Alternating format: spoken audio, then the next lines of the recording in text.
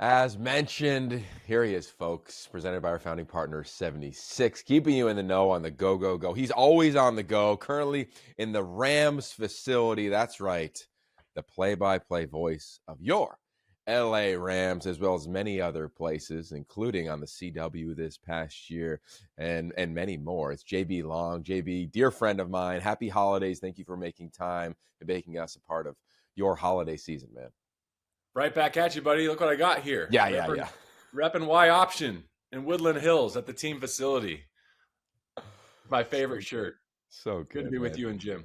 You're always such a champion, man, and just a dear friend. I can remember the first time we met, and I can remember my favorite meeting of us, and it was when you got this job. I think it's really cool to talk to people about like a moment of when they achieved something that they may have dreamt of, or maybe something actualized they put out into the universe. The day you felt as though you were going to become the voice of the Rams was when, and can you give your version of it, then I'll give mine. Sure.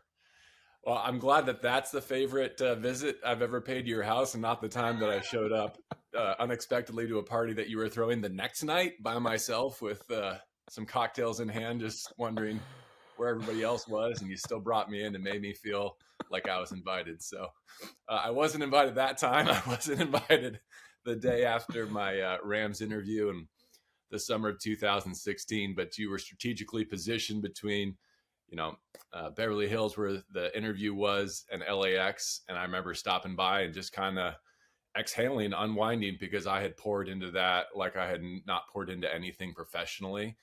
I felt like I shot my shot, and I probably was going to end up on the outside looking in. But I also felt like there was a chance that I might get that call on the other side of the weekend. And it was nice to just go through all that with you and unload. So thank you for always being receptive and really for being there at many pivotal moments in my life and career. Well, dude, okay, so my interpretation of it is I'm living in Venice Beach, and all of a sudden you're like, hey, can I stop over? And I'm like, yes, friends, let's do this, right? Like, JB rolls in and sits down on my couch, but has this like big folder with him. And I'm like, what you got? And I had no idea, like, you flew into LA for an interview, and Right. you roll out the board that you built and shared with me that you had just interviewed with the LA Rams, who were just moving back to LA. We're seeking for who was going to be the voice of this franchise in this global city. And you're right, there was an exhale. And what I saw was what we all get to hear every weekend, or if you're lucky enough to be in the booth next to you, which I've been a handful of times in our careers, you get to see the insane amount of prep that you have. And to this day, my favorite photo of you was taken by your lovely wife, Cassie, on your way to the first Super Bowl that you called. And it was a photo of you on the team playing, working on your boards. And I'm just reminded of that all the time of like, you define the lonely work. Like you are willing to do the boring things longer, not longer than anybody else, just longer. And you pour into the craft in such a magnificent way, man.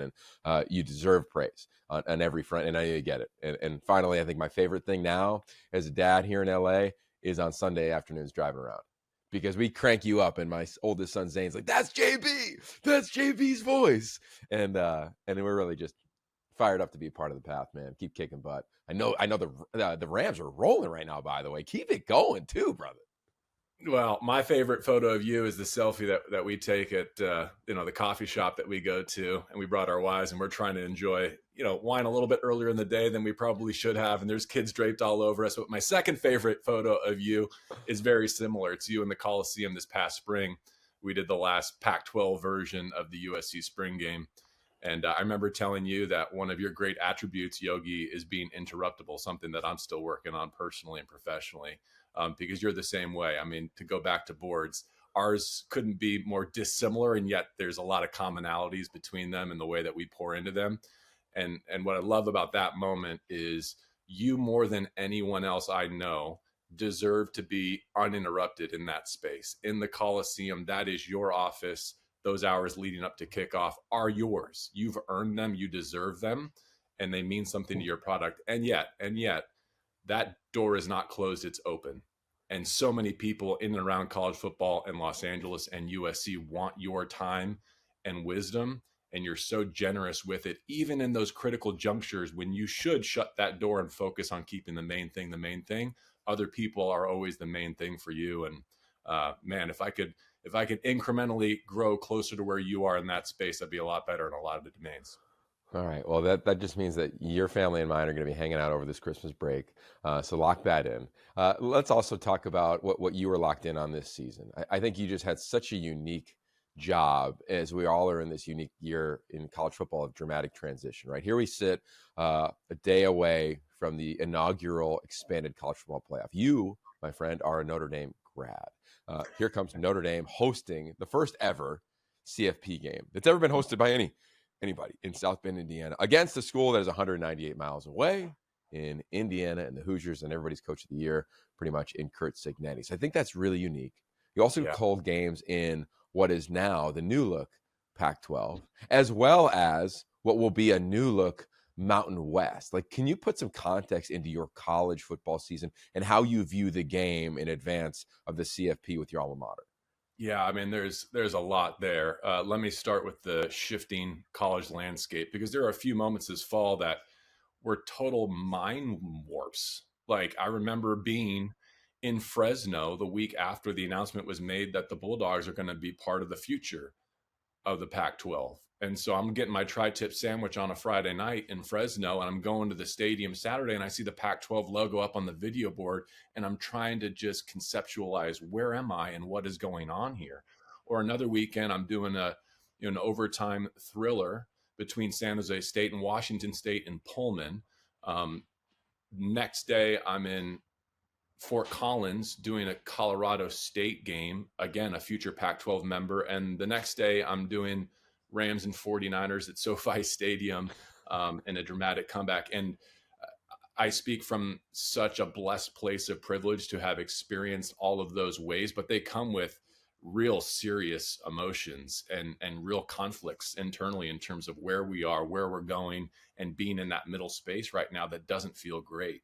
And so to land on where we are in this moment in time in college football, there's something that's so right about Friday night December football at Notre Dame Stadium, right?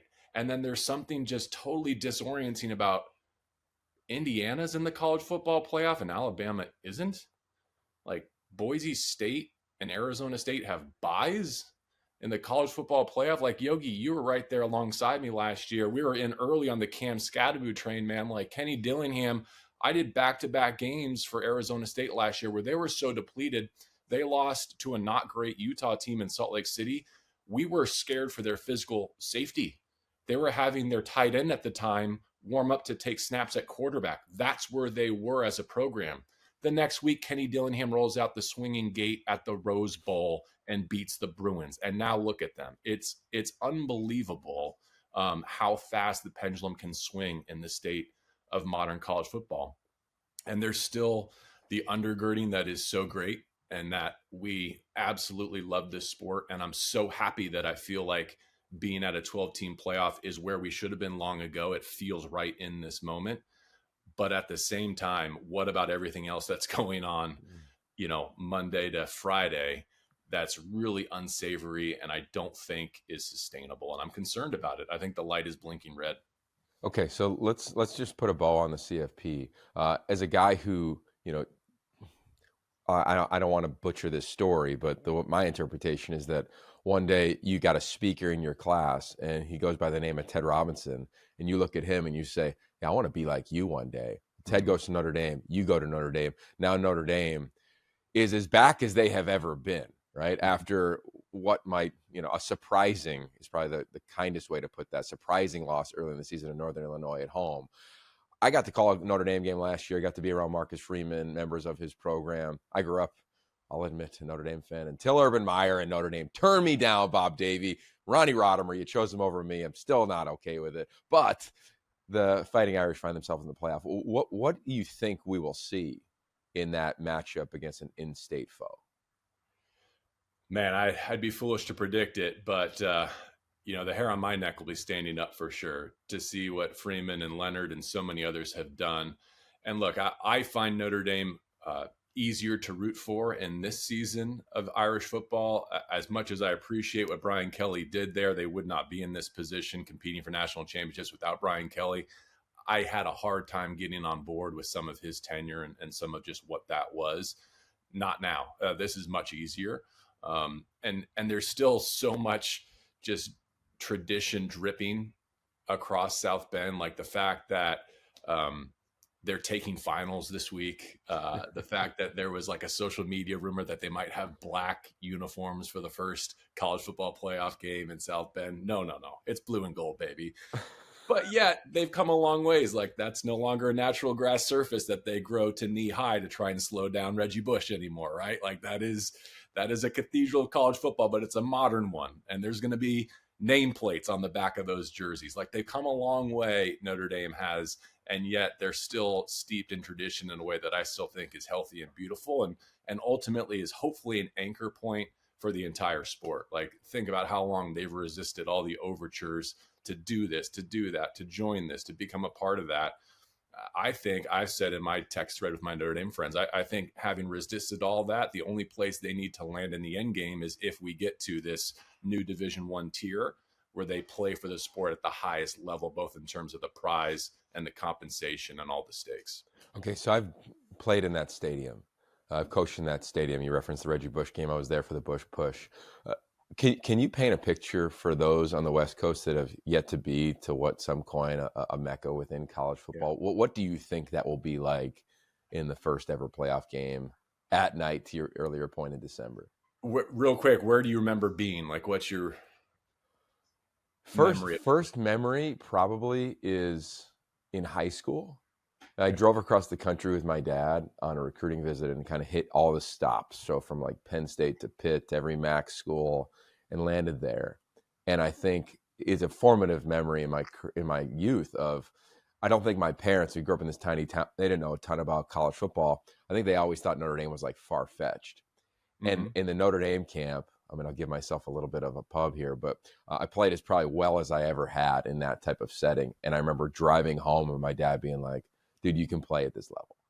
Mm-hmm. And then when they chose Ronnie Rodimer, who was 6'4", like 215 in high school, and here I was, I probably wrote 6 foot and 195, and I was more like 5'11", 180. When they chose him, I literally made my college decision on who was going to go play Notre Dame. I was so driven to prove them that they were wrong. So I just recall that moment. And then the first time I ran out of that tunnel and played and stood, I think my first snap was on like kickoff return. And I was like the center front line guy for whatever reason. And JB, I remember looking around being like, holy shit, like you did it. Like it's here, and then boom, the ball happened. Like you had to play. But it was a moment for me as a player. We played there multiple times. I definitely didn't have like my proudest moments probably in that stadium as we lost. And I let the emotions of the game get to me. I can remember having choice words for Bob Davie on the way into the tunnel, being like, you chose the wrong guy. And he was like, who is this dude? I asked him about it years later because he became a colleague at the Pac-12 networks back in the day. And he just chuckled and, had a good time with it. But those are the first couple. And then coaching in there, we never lost. So that was always a good time. But it is different. And I think we need to say that. Like it is a different experience. Like a sold-out Coliseum is a different experience. You could argue every stadium is a different experience, but I think there's something about, whether it's because you saw Rudy in the clap, like whatever it was, there's something about that place. So I just took all the time. But you go. Tell me what you think. I mean, first of all, I love your Rudy Ross story way better than the original Rudy. Like that to me gave me chills in a way that the movie has only been able to way back in the day. I also have to cop to the fact that I probably did not have some of my proudest moments or finest performance inside Notre Dame Stadium, be it on the air in my early radio days or probably inebriated as a student, also saying foul things to Bob Davie, who was the coach when I arrived for my freshman year. I kid you not, when I pull up to my freshman dorm, Keogh Hall, there was a big white bed sheet hanging out the third story front window saying literally "Fire Bob Davie." And in my time at Notre Dame, I had one season of Bob, a quick moment of O'Leary and that resume scandal, all of Tyrone Willingham, and then a semester of Charlie Weiss on my way out. So they were not great years of Notre Dame football, and yet it was a path that I probably resisted for much of my life because so much of my family, including both of my parents, went there, and I wanted to blaze my own trail. But going there as a high school senior and staying in the dorms and going to a game having been to like a Michigan Notre Dame game, it got to the point where it's like, who am I kidding? Like, this is the exact adrenaline rush that I want every single Saturday, because unlike you, I couldn't play it. And it's been a long time since I've been back, especially as a fan. But that Bush push is one I'll never forget. I was about halfway down the student section, ready to storm the field, only to have, my heart ripped out. And then all these years later to work so many times for USC, and to kind of be on the other side of that rivalry has been a real treat. Wow. Okay, I'll tell you a quick story. Did I ever tell you about how I broke a TV in the press box? In the Notre No. Dame press box? So No. I'm sitting in the booth, right? And it's me, Lane Kiffin to my left, and Rocky Seto to my right, both Okay. like legendary coaches in their own right, in totally different lanes. Rocky is no longer coaching; he's a pastor in Pasadena, and here's Lane, of course, thriving at Ole Miss. So to that point, we call Y option. Oh my God, this is like so perfect that I'm telling this story. So we literally call Y option, which is a big part of why we even named this. As I was ideating with a colleague friend named Ken Black, we were talking about like our favorite play ever in college football. So we call 61 Y option, and it's a tight end option route to Dominique Byrd. If you remember Dominique Byrd, he was a huge recruit out of Minneapolis, Minnesota, ended up playing the NFL for a little bit. It's 4th and 9. We call that, and we tell Matt Leinart, from Lane to Sark to Matt, because we take a timeout, and there's this shot of Matt of like this steely-eyed, like rock star that Matt Leinart was in college football. And we say, hey, if we give this certain look, check. And he was going like this. It was check to 82 stay, check 82 stay, which meant the tight end was going to stay in and protect. So you max protection, slide, and we were going to run slant and go to Dwayne Jarrett, hitch on the backside, a seam down the middle, a little check down to Reggie. And he goes, 82 stay, 82 stay. And we're sitting up there like, we got it. Dwayne runs a slant and go right in front of probably JB Long in the student section. And he catches it, fingertips. As he's catching it, we're like, go. Because like there's a world where like you score. Like you ran by the guy. And I just lose my you know what. I mean, you are distraught or you're screaming stop as a student, and we are screaming go. And now back in the day, you have these papers that you write like for personnel grouping, play, front, coverage, and then like you'd peel it off and there'd be like 3 layers. One layer would go to Lane, one layer would go to the offensive line guy, one layer would stay with me, and away you'd go. And that's kind of how it was. Like so old school, like zero tech. You weren't even allowed to have a computer up there at the time. And I jump up. So let's just call it. Let's pretend there was 60 some plays. So this is play 62. I jump up. Every piece of paper goes everywhere. I go like this with my fist, and there's this tiny little like old school TV that like your parents and my parents had back in the day. Like this deep, right? Yeah, exactly. Like hanging off the wall. And I jump like that. I'm like, hey, let's go. And I break the TV. The TV falls. My hand is destroyed, but it didn't matter. Like the adrenaline was so high. And then he gets tackled. And it's like, calm down, calm down, calm down. And you have to immediately settle in. And I'm trying to find the paper, and Lane's trying to call a play. And Brennan Carroll like runs way outside the coach's box to call a timeout. Like should have been like so many things were crazy in that scenario. But eventually we calm down. Then we run an option route to Reggie. Then we sneak it in, and there's the game. But yeah, man, that's and sorry, South Bend. No, it's fine. It's team. Iconic. It's iconic. And do you ever think about like we got to the point where we're wondering like, should that play be legal? Was that legal? Does that need to be an infraction? And now we're living in and now we're living in the tush push era where like at the professional level, it's become like an unstoppable force. And I'm still dealing with it in my football life as an opponent against the Philadelphia Eagles. So, well, I think what was so cool about that is that it was so organic. Was. I'll just say this, and I'm going to hope Texas doesn't do this anymore because Sark's still calling plays there. But I think it's been told enough. Where like you'd give the spike sign, right? Like you'd go spike, spike, and that would mean to the quarterback spike it. But for us, if we gave a point and spike meant like sneak it.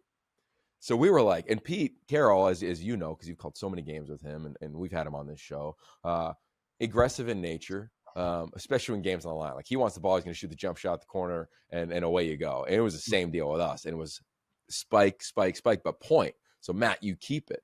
Well, Matt, as everybody probably knows, and I know Notre Dame fans know, but Matt turns to Reggie, and Reggie's like, yo, let's do this. And that was basically it. So it was never like, hey, this is how we practice a Mhm. Bush push. It was just like, yo, I'm going to help you get into the end zone. And there's Matt with that spin that we all know, and away he goes. So I think I loved that so much more than anything else. Like I even love that more than watching Charlie think that he just took down SC because Notre Dame was rolling, only to have to eat it. Like I love that on so many levels, right? There was an NFL thing with him and Pete. Like there were so many layers to beating Notre Dame. And then of course the season, which SC, we ended up going undefeated. Eventually lost in the title game. But that was such a moment. And there's just so many stories.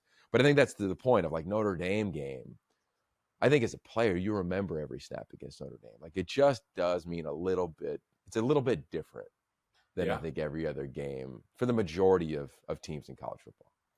I remember going through this with you too. The last Notre Dame game that I did, basically Thanksgiving weekend, what would that have been? Fall of 2004, on the roof of a rainy Coliseum. Like we, in my time, including that game right after I graduated, USC just gave it to us, right? Like that was just, you had to grin and bear it.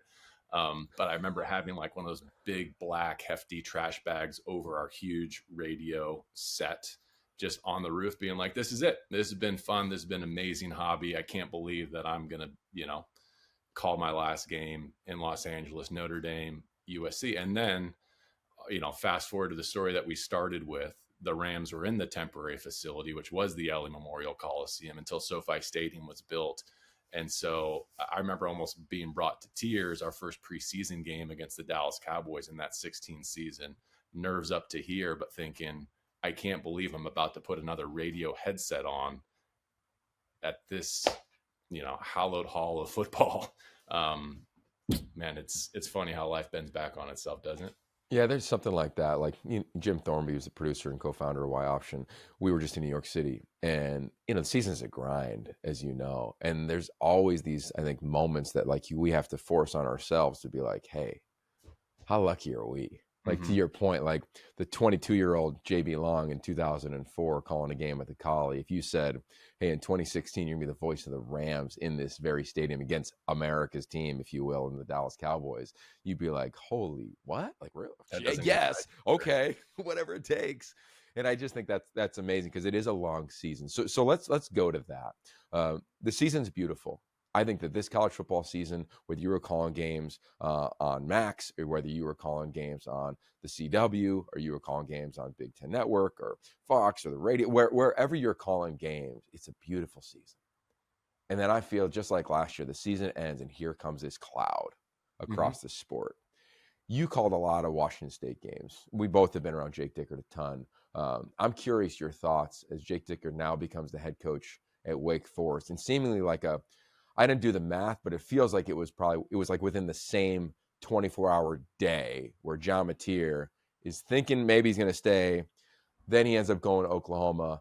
And then hours later, it seems like Jake Dickert takes the job at Wake Forest. And oh, by the way, he fired his defensive coordinator. His offensive coordinator is now at Oklahoma. I'm curious your take on the whole thing, having called a bunch of Washington State games this season. I mean, I think the easiest place to start is college football needs a commissioner. I think you should be that czar. I think Jim Thornby should be at your side. We've talked about this over many lattes because it is an insane backdrop for the best time of year, what should be the best time of year for the sport.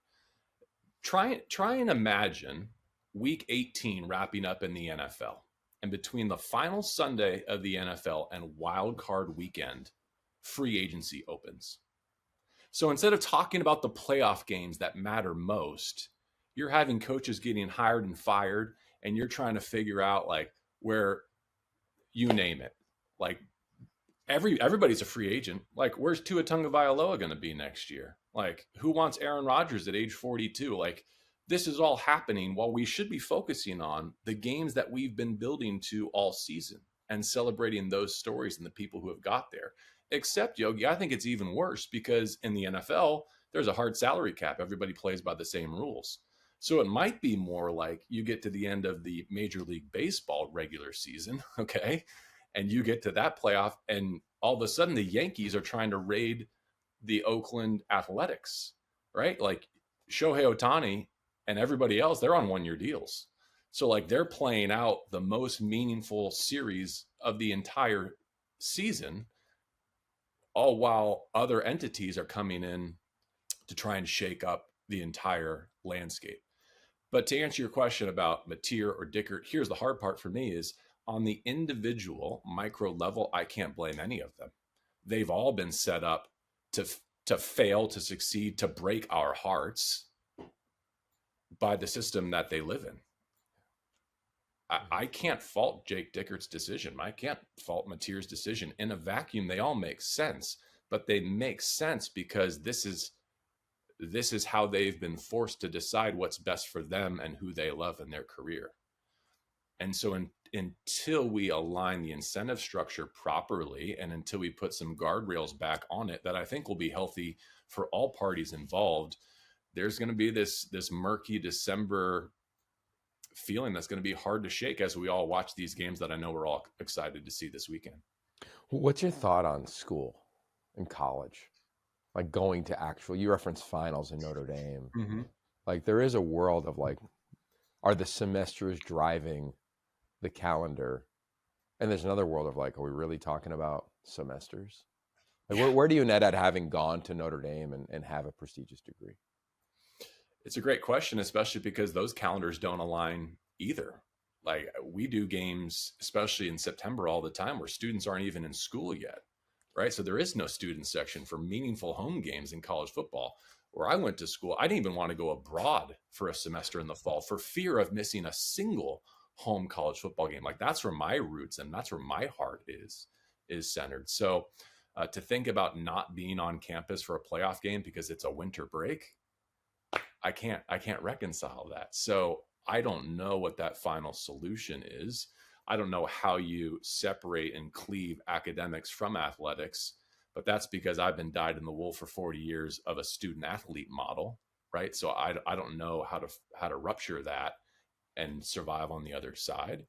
I still think it's important at its core, at its nature, because it's the school that drives the loyalty and engenders the fan base, right? So unless we just want a total mercenary model, which I get it, we're very close. I don't know how you can not go to class with the athletes and still care about them in a way that I did for my peers and classmates at Notre Dame and still identify with. Yeah, there's a world where like you're creating a lot of pessimism around college athletics. And what I talk to quarterbacks about, I'm going to speak at the Elite 11 Academy as the game ends. So I'm going to have it on Friday, and then I'm going to go over to Miracosta High School this weekend, and it's going to be a bunch of junior high kids. And one of the big things I'm going to remind them is that in college athletics, college football, you're a ranking. Go to whatever site you want. That's always kind of been the case, even from, I think I was part of the first ever rankings in recruiting back in the year 2000, 99, 2000.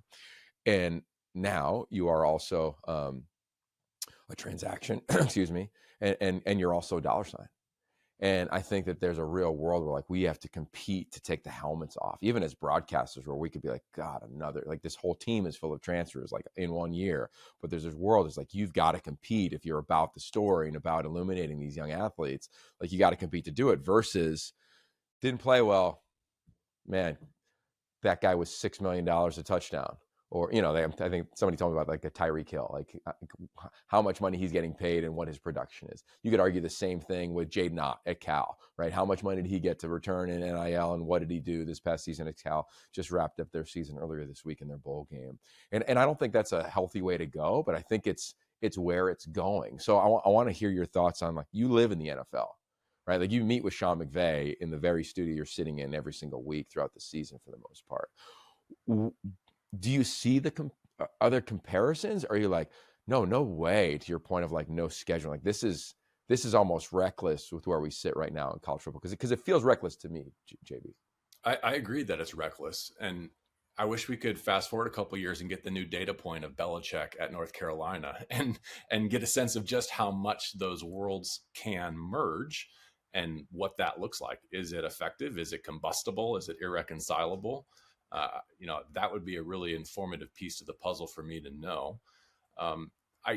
Here's what I don't want college football to become. It's always been this way in a regard. I don't want to be naive to the fact, but I don't want there to be minor league divisions of college football. There's always been high major power conferences. There's always been, the rich getting richer. But like I did a game in Albuquerque this year, and to see like Dan Pierce's talent at quarterback, it was breathtaking. It was like, this guy in this league is a force. He's a problem. He's really going to impact winning. And I think it was October, and the backdrop of the conversation we're saying, but he's not going to be here next year. Like Mm.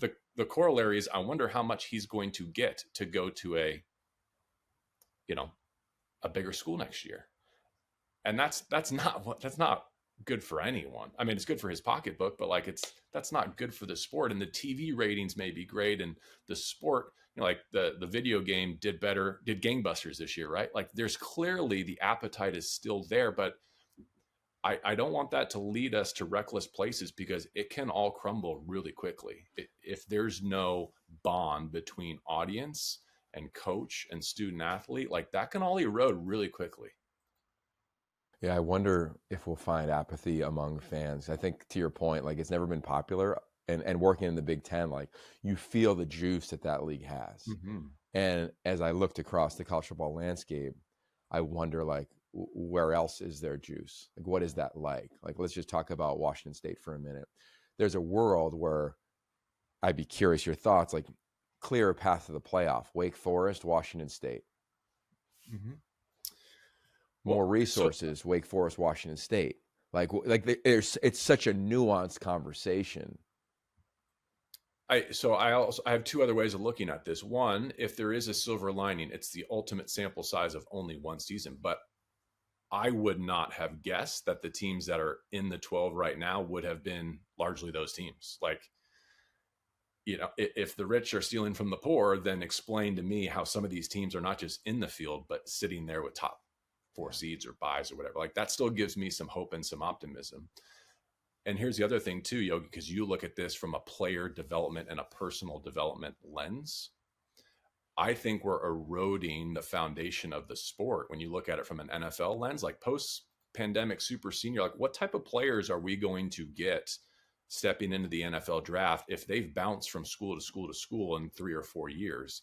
That means that they're getting these short little windows of development, and they're not teaching depth of scheme. They're teaching spring ball to September, and quarterbacks are jumping from coordinator and coach to coordinator and coach, and maybe learning bits and pieces of various systems, but they're not saturating in that knowledge to prepare themselves for a professional career, those at the highest end of the sport. So I think there's all sorts of far-reaching ramifications that this year-to-year model that we're living in has not really come home to roost yet. I think we need to get beyond the 5th and the 6th-year seniors and get deeper into the NIL transfer portal era before we really get a sense of all the consequences of what we've wrought. So how attractive to you do you think the Washington State job is in the landscape of this new league, and what is seemingly going to be a relatively automatic berth if the winner has a, 1 or 2 loss season coming out of the new look Pac-12 in a year and a half? Yeah, I mean, I appreciate what Ann McCoy said there, that there's a lot of inbound interest, and I think there should be, because that's a proven place where you can win, and it's a really difficult place to go if you're an opponent. And even though they didn't win out in these material sweepstakes, there was some backing to make that happen, and to make sure that he was taken care of, and that you do have a quarterback on the Palouse who can impact winning at the highest level. And you look at their quarterback room from last season, 2 seasons ago, and you realize, like, that's real. That's real. So I would like to think it's an appealing job, but it's also a very specific job. And whether, going back in time, it was Dickert, who I think brought a unique personality and a feel to that seat, whether it was the late, great Mike Leach and what he did on the Palouse, like, it's an appealing job. It's a job where if you do it correctly, you can have great success, but it's not for everyone. And you know that too. Yeah, I'm excited for it. I've talked to a bunch of coaches that want the job since the news broke, or even in anticipation of it. We knew Jake Dicker was going to be a hot coach, and was. There's a lot of schools and ADs across the country that had called me throughout the season to be like, hey, what's he like? Let me learn more. So no surprise that he got offered one of these bigger jobs from a Power 4 league. I think I was probably a little surprised. I don't know if surprised, but I hated the fact of the timing, just for the players. Like, you got a bowl game, you're playing in the Holiday Bowl. It's a really cool bowl game and experience, but you're also, that's the world we're in. He's got to go save a roster that might be depleted as well with the loss of their coach who had such success for a long period of time. So it's one of those, like, break up, get married, and never want to recommend that to anybody. Right? But that's really where we sit today in college football. All right, before we cut you loose, I do want to ask another question about the Rams. Like, pregame, I know you enjoy. You go down there. I think all of us fans enjoy, because you referenced the Pac-12 and Teresa Gould as a commissioner. I believe you interviewed her at Fresno in that game you referenced earlier, when all of a sudden Fresno was a part of the Pac-12, and it was this breaking news, and it was a huge deal. Her husband, Ron Gould, is the running back coach for the LA Rams, and he rocks like the biggest logo on a T-shirt you could imagine in his, I'd imagine, a pregame workout in advance of NFL games. What has it been like to see life in college football through his lens this season? Well, I mean, all these people are connected to their college programs, and I would hate to see that not eliminated, but reduced in any way, because whether it's trading jerseys with a college teammate, or someone who mentored you, or someone who was your position coach in college, like Ron was, like, college rivalries are still the fabric of relationships in the National Football League. And I think pregame is where you see that a lot of times, because a lot of these young men haven't seen their teammates or their quarterback or their position coach since they've been in these different places in different cities, and they really look forward to these reunions. So yeah, pregame is a special time for football, right? Because the hay is in the barn, so to speak. It's the best time often to speak to coaches, because they're comfortable and confident with what they've got on their plate, and they can exhale, and they're just out there burning calories and nervous energy and watching Sunday Ticket before they get the chance to kick it off. That's awesome, man. I love those photos that we get to see circulating online.